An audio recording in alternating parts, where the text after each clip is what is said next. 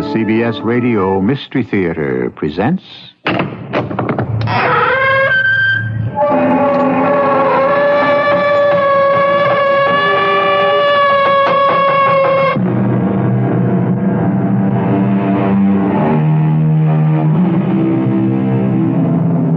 Come in.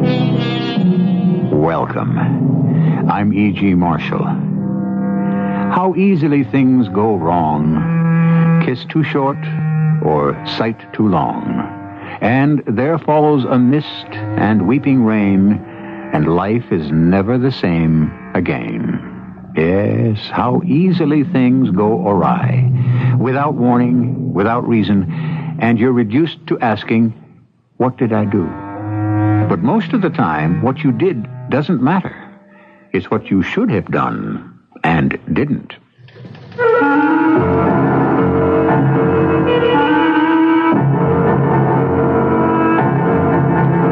Our mystery drama, The Death Disc, was written especially for the Mystery Theater by Sam Dan and stars Tammy Grimes. I'll be back shortly with Act One.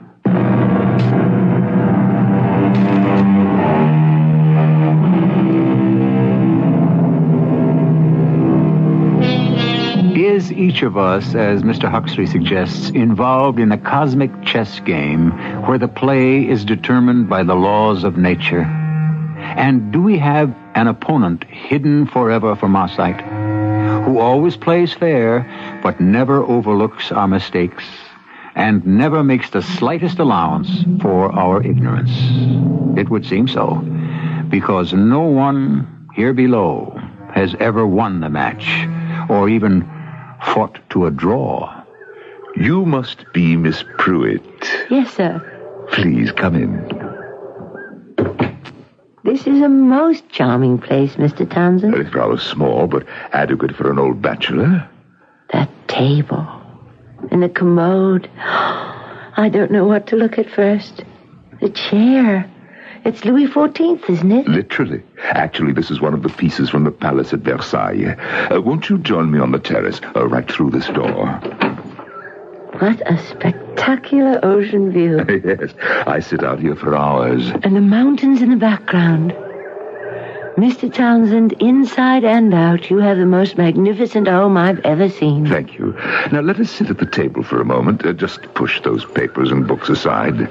I hope I haven't interrupted. No, I was just busy with my junk tray. Junk? These pieces spread out here. What do you think they are? They look to be little objects of gold. They are gold, aren't they? Oh, yes. Purest gold. Some of it appears to be jewelry. Primitive jewelry. Some of it is. Some happen to be artifacts I have been attempting to classify. Just to choose something from the jumble.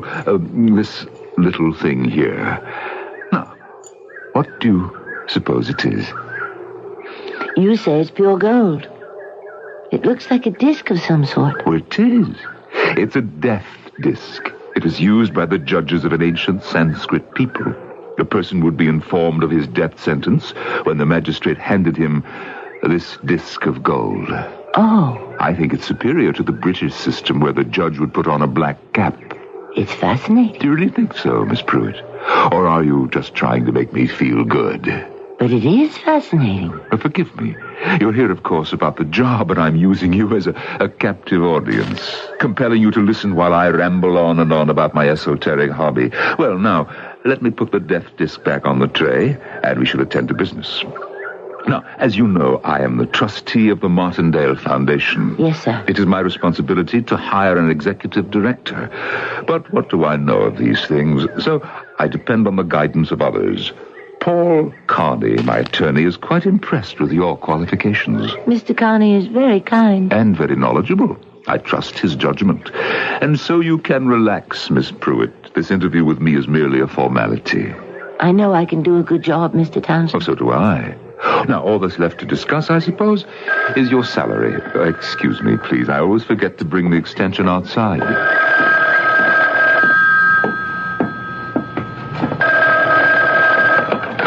Hello? Elwood, is Miss Pruitt arrived yet? Yes, Paul. She is here now. What do you think? Well, I'm quite favorably impressed. I knew you would be. I was afraid she'd be one of those high-powered types. Selma Pruitt? Never. One of those abrasive, liberated women. I'm not trying to push you, Elwood, but the work of the foundation has to go on. Their applications for grants must be processed, and I really don't think you can do better than Miss Pruitt. Well, I'm inclined to agree. I see no reason at this point why she should not be hired. Good.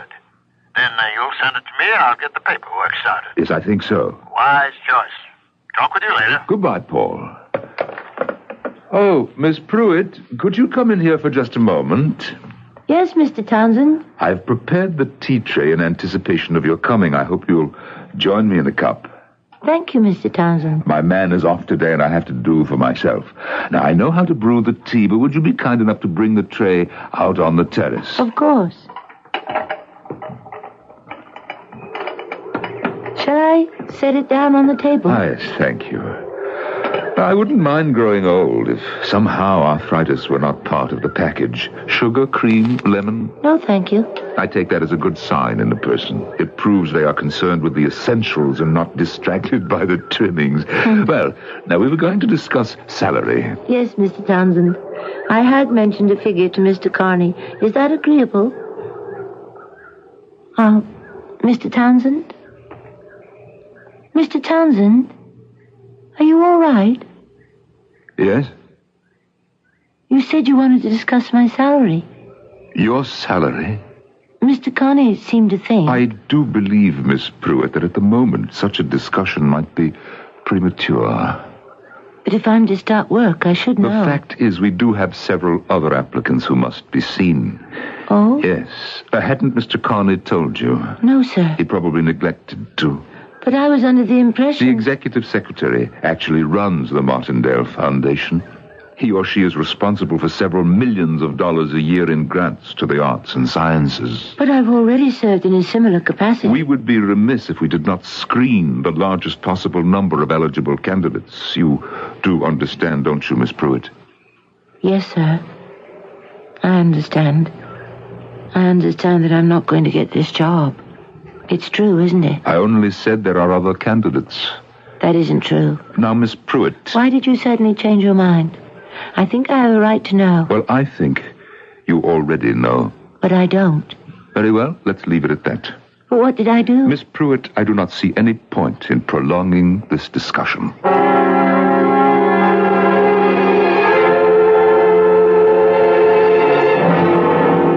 I don't understand it, Mr. Carney. I don't understand at all. Well, what happened? I don't know. I spoke to him on the telephone. He said you were hired. That's what I thought. We were getting along famously. And suddenly, he just changed his mind. Why? I can't even imagine. Well, what did you say? I didn't say anything. You must have said something. I think, even the most trivial-seeming remark. I said no to cream, sugar, and lemon. He approved of that. Did you say anything else? In response to his invitation to discuss salary, I said that you and I had discussed a figure. And then he became silent. And I could sense that right there is where and when it happened. He certainly couldn't object to talking about money. Did you mention the figure? I didn't have a chance. You must have said something else. No. You did something. No. But it couldn't come out of the blue. It did. Out of nowhere. Suddenly there was a wall between us. He had been kindly and warm. Now he was distant and cold. One moment I had the job, and the next moment I lost it. No, you haven't lost it yet. I have, Mr. Carney. I could tell by his manner, the look in his eye, the tone in his voice. I have no chance at all. Well, it just doesn't make sense. You have the best qualifications. Why did he turn against me? Why? Why, Elwood? I cannot think she is the person we're looking for. But I do. Then we disagree. She is by far the most qualified candidate I've seen. Now, what is wrong with her? Let us say I do not care for her personally. That is not fair. Perhaps. Elwood, when we spoke on the phone, you told me you were very much taken with her. Oh, did I? Well, that was a first impression. And like most of its type, it turned out to be wrong. But you spent only a few moments with Miss Pruitt. I mean, when did you have a chance or a reason to revise your impression? Paul, what is your interest in her? Interest? You asked me to screen candidates for the job. I only met Miss Pruitt the other day. You still haven't answered my question. I see no reason why she shouldn't be hired. I think you're doing her an injustice. Does it strike you she may be doing me an injustice? I don't see how. Well, you seem to take the position that I am being arbitrary, capricious. And aren't you? No.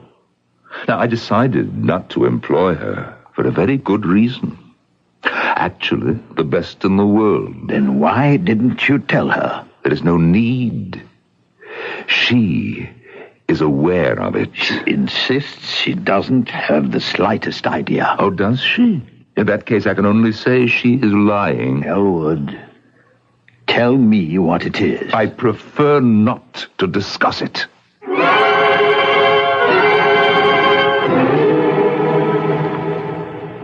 I don't know, Mr. Carney. And Mr. Townsend insists that you do. Please, believe me. Now, allow me to be frank. I'm Mr. Townsend's attorney. And therefore you're on his side. No, it's not a matter of sides. Mr. Townsend, after all, does have the right to be arbitrary about the person selected for the job. I don't deny that. But Mr. Townsend has just accused me of telling a lie. It's just a misunderstanding. I have a reputation. No. This is a private matter. No one will know about it. But you'll know about it. And you believe Mr. Townsend. After all, he's your client. And who am I? Just a stranger who applied for a job. Since I didn't get it, I'll pass out of your life and be forgotten in a very short time. Well, you put it starkly, but it is essentially true. So why don't we dismiss the whole thing? Because it isn't fair to me. I am not a liar. Will you help me? What could I possibly do? I want justice, Mr. Carney. You're a lawyer. Shouldn't your primary concern be justice? Theoretically, but there isn't anything I can do that will get you the job. I am no longer concerned with the job. I want justice.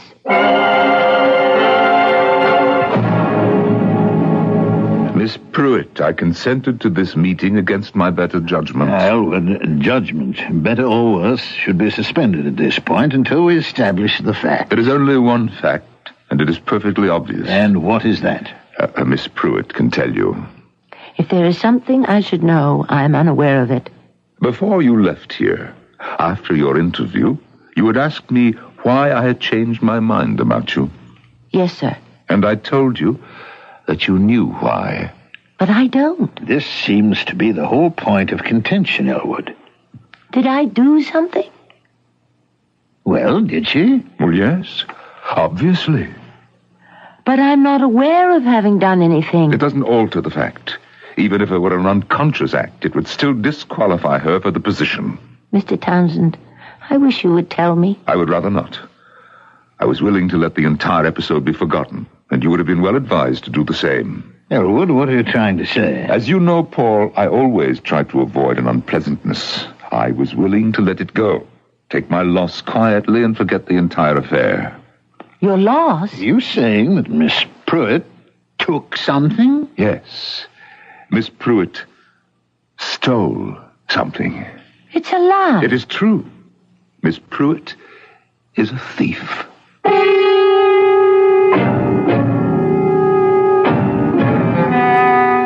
Really? We weren't quite prepared for this one. But if it's true, what did Miss Pruitt steal? Or more to the point, why? Or, if you want to explore the other end of the tunnel, if she's telling the truth, then Mr. Townsend must be lying. And again, we must ask, why? You can see we're asking enough questions to keep us hopping all the way through Act 2, which shall arrive here shortly.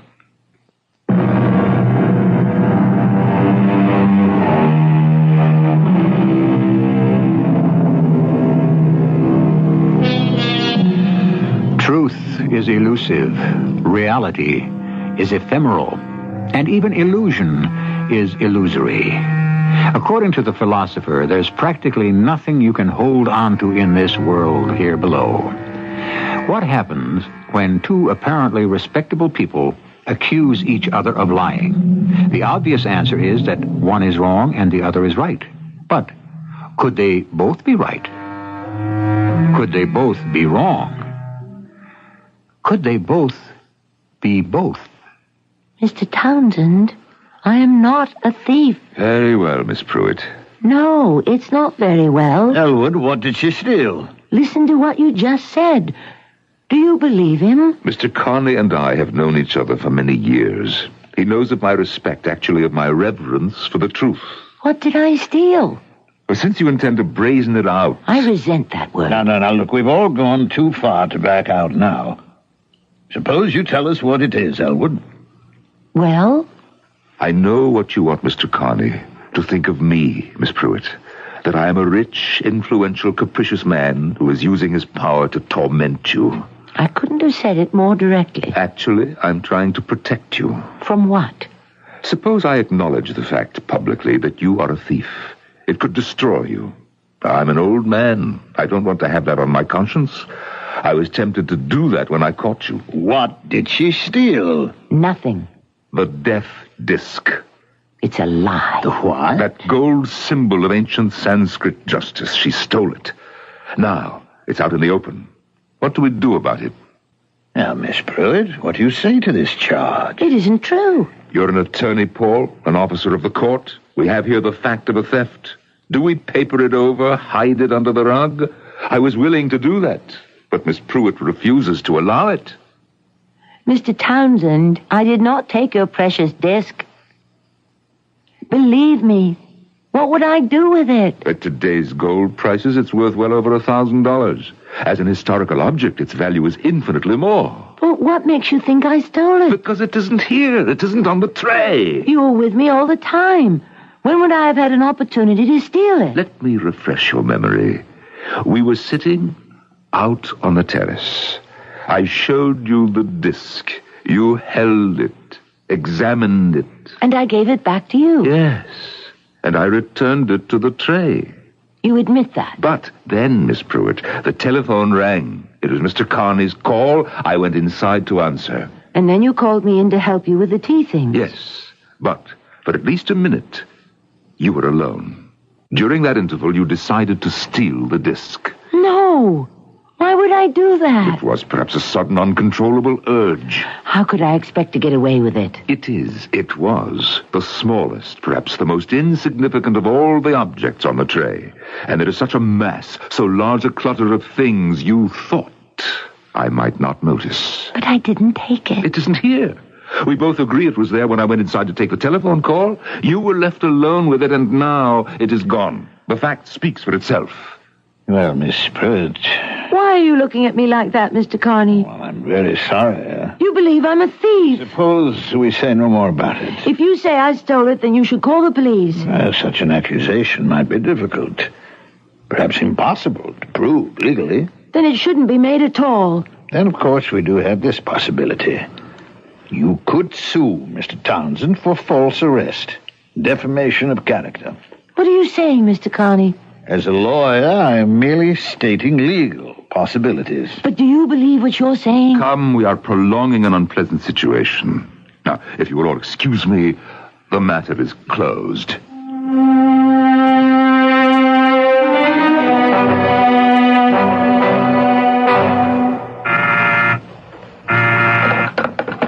Yes? Oh, no. Get rid of her. Tell her I'm in a meeting. Say I'm out of town. You're here, Mr. Carney, and we both know it. Now, Miss Pruitt. What's going to become of me? Miss Pruitt, you're not getting the job, but surely it isn't the end of the world. It is. For me. A woman with your background, you'll find something somewhere else. You think I'm a thief, don't you? Well, there is no point in raking all that up again. What if I take a position with another foundation? You'll believe, Mr. Townsend will believe, here is a woman who will preside over considerable sums of money, and she's a thief. Now, Miss Pruitt. Can you be comfortable with that knowledge? Will you be able to sit by, silently? Might not your conscience compel you to make a discreet call? Miss Pruitt, as an attorney, I can tell you that there are two types of dishonesty. One is private, and the other is public. Now, you have an unfortunate affliction, but it need not manifest itself in your public behavior. I see the case is closed. I have been judged and found guilty. I'm afraid we're not getting anywhere. Has it occurred to you that this is all his word against mine? Why would he lie? Ah, the spotless Elwood Townsend. And after all, Who am I? But you haven't answered my question. Why would he lie? Perhaps he had a sudden change of mind about me. Why? Perhaps he might have noticed something about me that reminded him of a woman he hated. Now, Elwood Townsend is not the kind of person who would hate anyone, especially a woman. Every man can look back on his life and remember one woman he hated.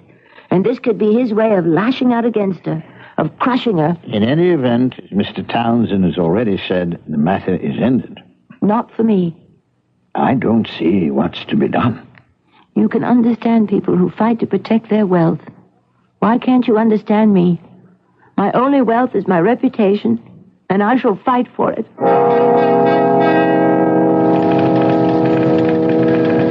Yeah. Lieutenant Stovall? Joe Stovall, that's me. What can I do for you?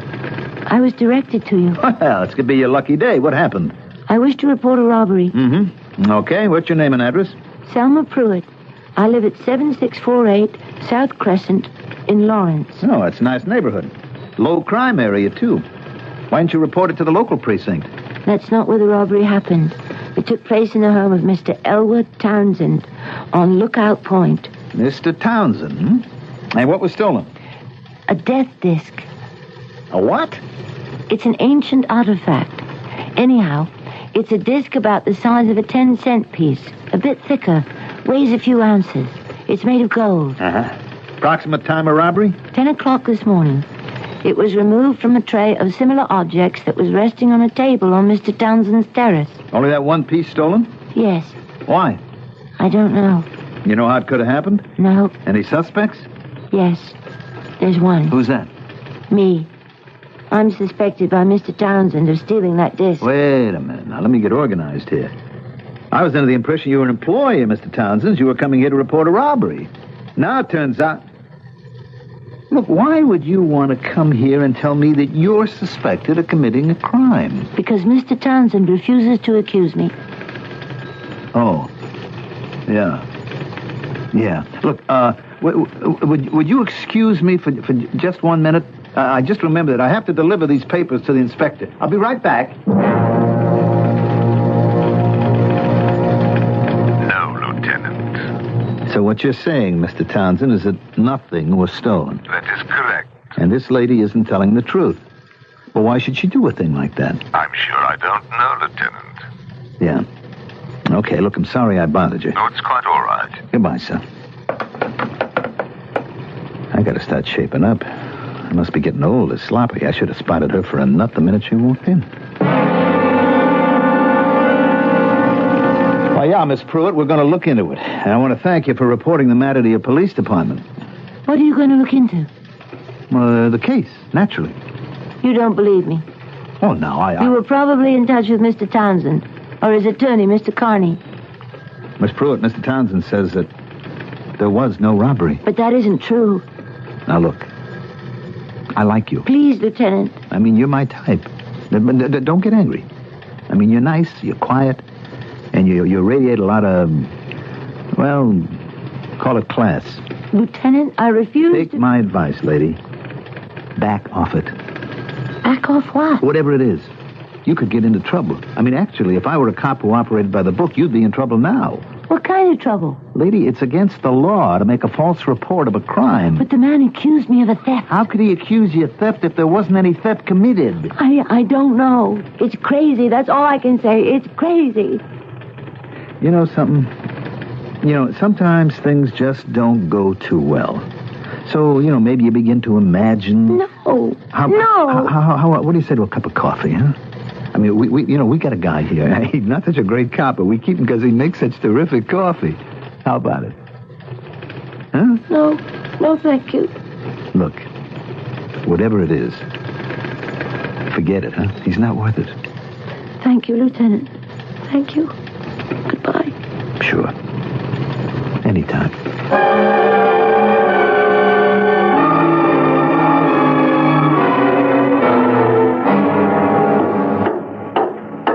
Lieutenant! Hey!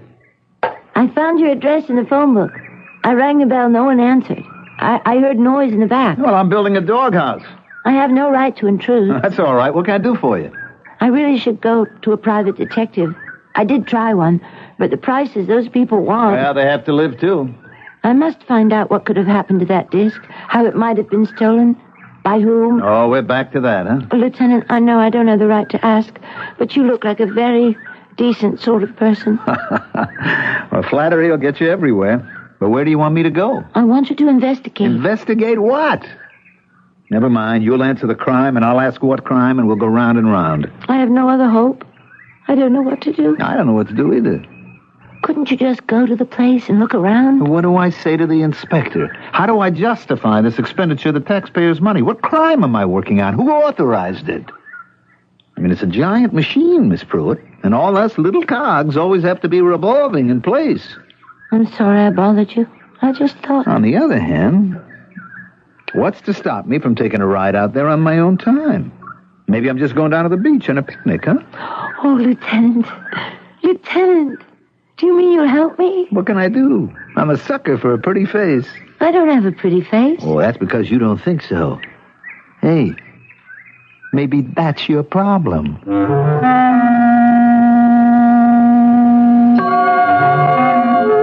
It could very well be her most serious problem.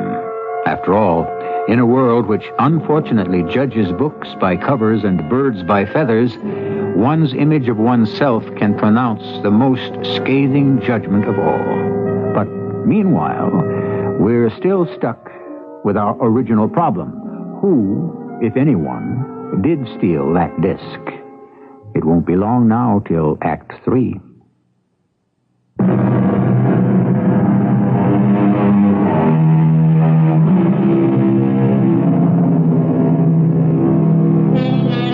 We have to concern ourselves with the basics. When an object is suddenly missing from its place, it has either been mislaid or stolen. No? What other alternatives do we have? It couldn't have simply vanished into thin air, could it? Let us not dismiss any possibility, remote as it may seem. We do live in an age where the word impossible is slowly disappearing from the dictionary. And this kind of hint is all you're going to get. Hey, we each got a sandwich left. I don't think I could eat another bite. This really has been a beautiful picnic. Sure. I had to justify it, didn't I?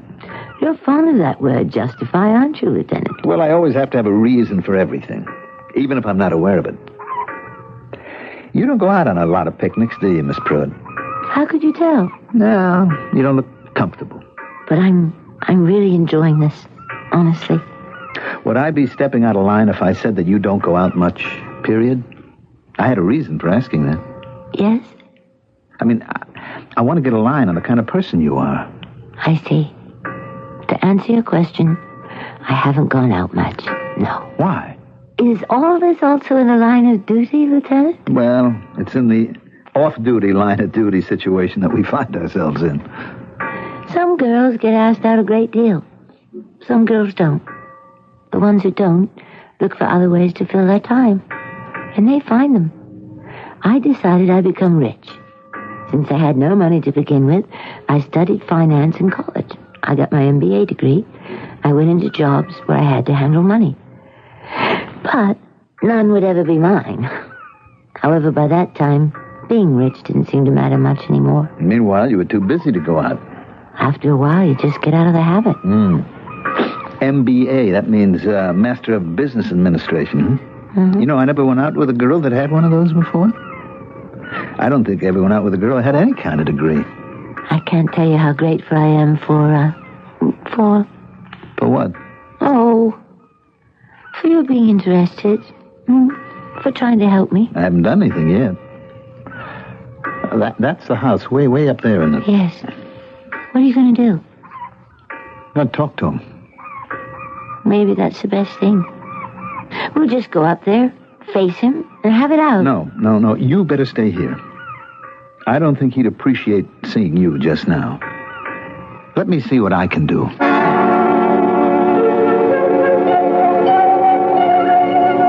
I'm Lieutenant Stovall. Yes, we spoke on the telephone. Won't you come in? Thank you. Look, before we begin, I have no legal right to be here. I beg your I pardon. mean, you can ask me to leave and I'd have to go.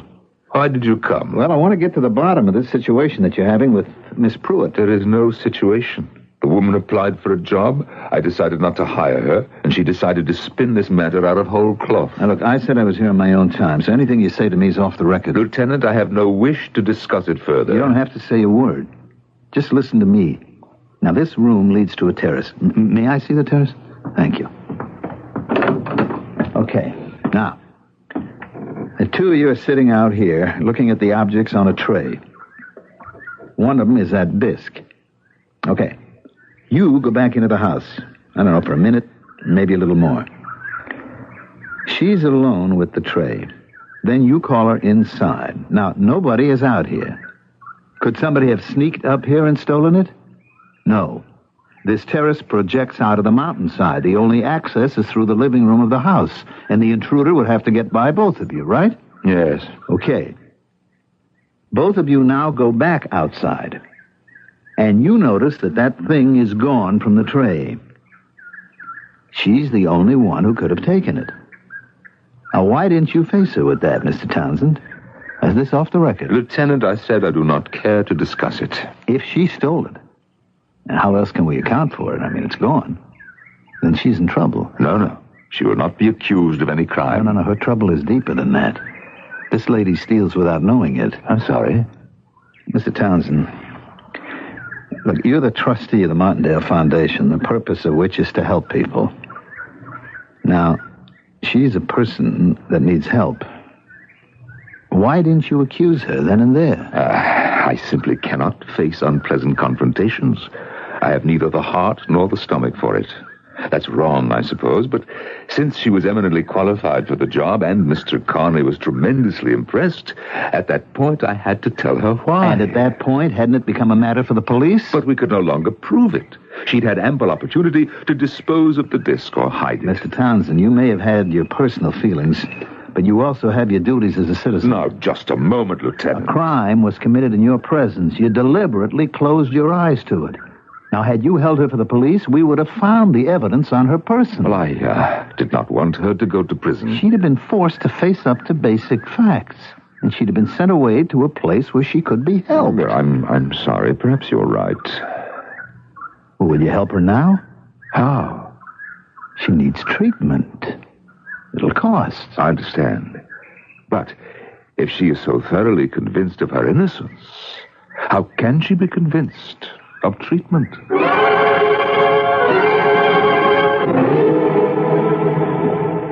Well, what happened? What did he say? Hey, it looks like rain. We better be heading home. I've already packed everything and put it in the car. Great. Let's be on our way.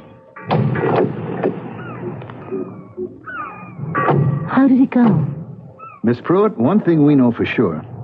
That disc is missing. How do we know that for sure? Well, when both of you returned to the terrace, the disc was gone from that tray, wasn't it? I don't know that it was. Well, couldn't you see? I wasn't thinking about the disc. I wasn't looking at the tray. I didn't notice whether it was there or not. Well, for the sake of argument, assume that disc was missing. Why should I make such an assumption? Well, just go along with it as a favor to me. Now, how could it have disappeared? I don't know. You agree no one could have gotten onto that terrace from the outside?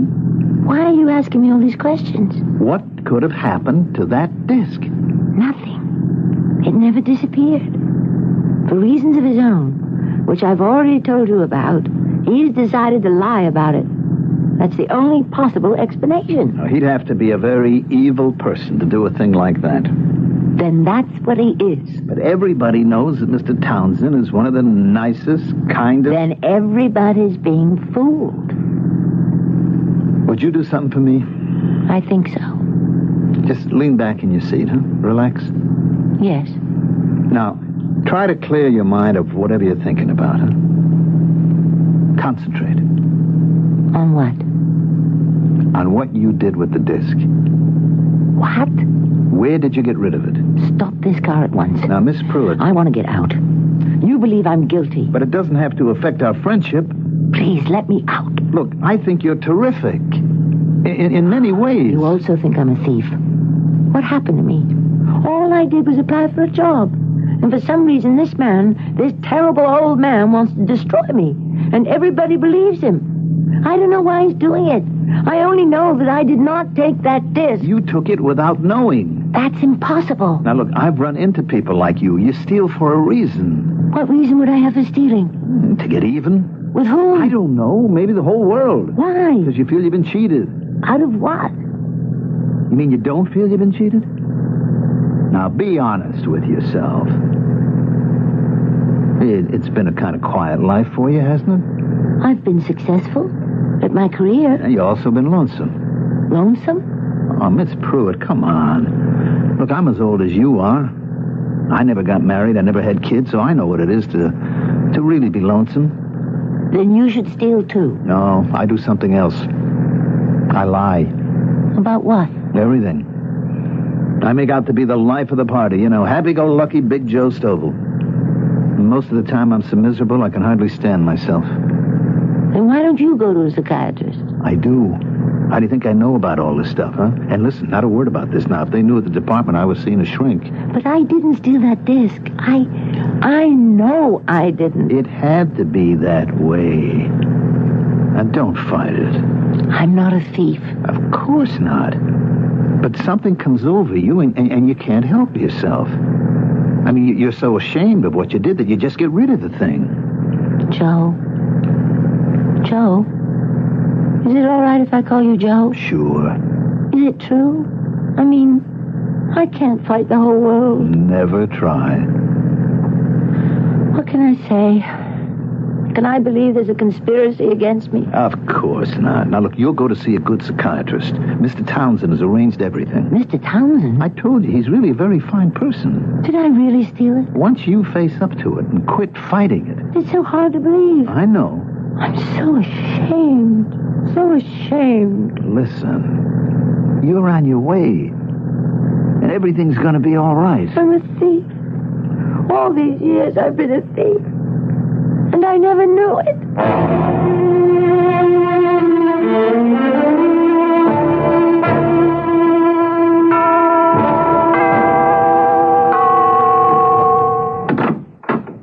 Are you Mr. Townsend? Yes? Mr. Aspinwall at the museum suggested I call on you. My name is Glover. Russ Glover. Please come in, Mr. Glover. Now, won't you sit down? I can only stay a minute. Could you tell me what this is? This golden disc. Where did you get it? My wife and I have been fishing up here. You've got some great trout streams in these mountains. You ever try the disc. Where did you... How did... Some of them, though, are kind of narrow. Anyhow, I'm making a cast when my line gets snagged in a tree branch. So I climb up. Now, there's a bird's nest on this branch. My wife says it's a magpie. She knows about this stuff. Yes, Mr. Glover. And I see something very shiny. I take a look, and it's this disc. My wife says those birds are thieves. They see something bright that attracts their attention, and they pick it up and take it home. Yes, I see. So it's got this kind of funny inscription on it, and I take it to the museum. And this Mr. Aspinwall says, you got one just like it. Yes, I had one just like it. It is an ancient Sanskrit death disc. A what? When a man was condemned to death, he was handed one of these. Yeah, sure. So, my wife says it must belong to this Mr. Townsend, and that bird was flying along one day and was attracted to the thing and just swooped down and swiped it up. And she said, you go up there and return it. You've come here to give it back to me? Sure.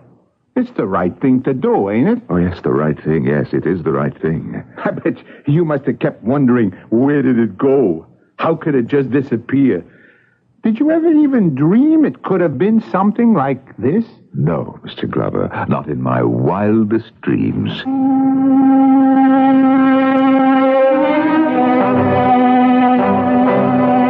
May I come in, Miss Pruitt? Oh, yes. How have you been? How?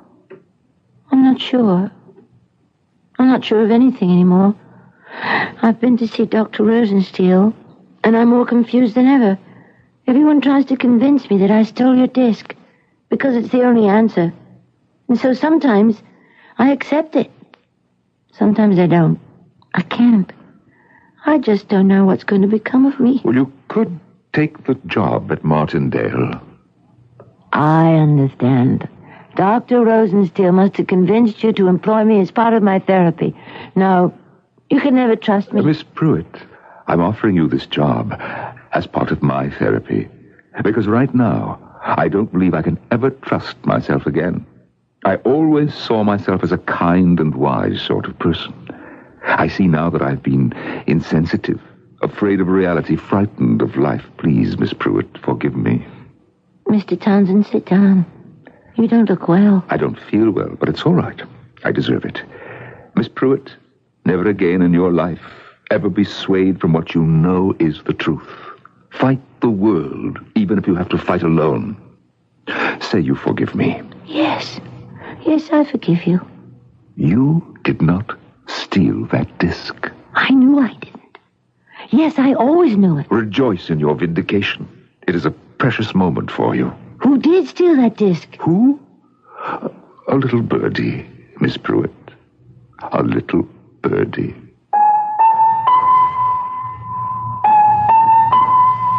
A little birdie, an unexpected visitor from the sky. But that's how so much of life goes. Don't you agree? Fate, change, the unexpected. We think that we plan, that we provide for, that we prepare, and in many cases we do, and in just as many cases we do not. We may not be quite like leaves at the mercy of the wind, but we're not too far from it. I'll be back shortly.